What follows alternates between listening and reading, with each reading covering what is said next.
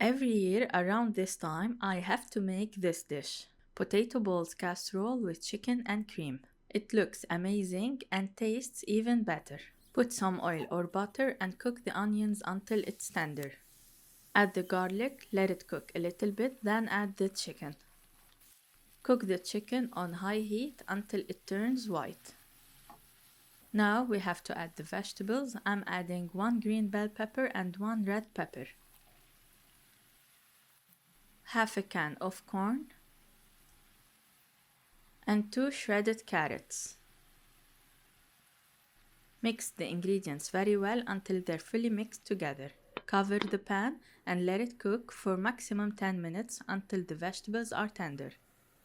Now taste the vegetables and make sure they're tender and soft. Add the spices and mix it all together. Add some salt as desired. This way, the chicken mixture is ready.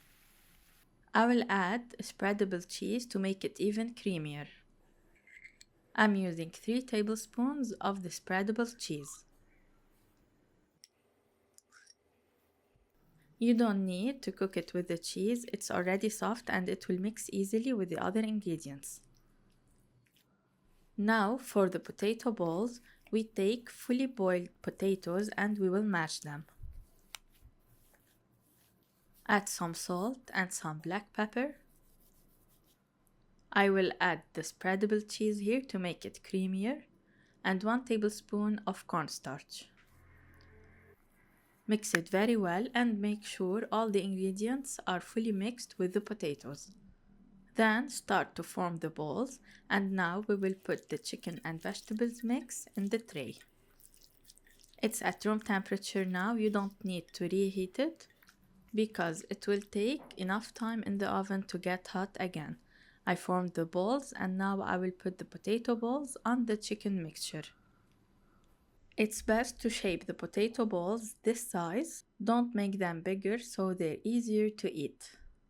Now cover the potato balls with cooking cream and also use this cream to cover the chicken mixture. Add some mozzarella cheese or any type of cheese you want over the potatoes. I will add some parsley and now to a preheated oven on 180 degrees Celsius. The heat from the bottom for 15 to 20 minutes, then broil it from the top. Do not leave it too much in the oven so it will get dry. And when you broil it, leave a small distance between the heat and the tray. This way it will take a golden color, not a dark one. You can see how beautiful this casserole looks. It's very suitable for gatherings and everyone will love it. It looks and tastes amazing. Try it and let me know your opinion. صحتين وهنا.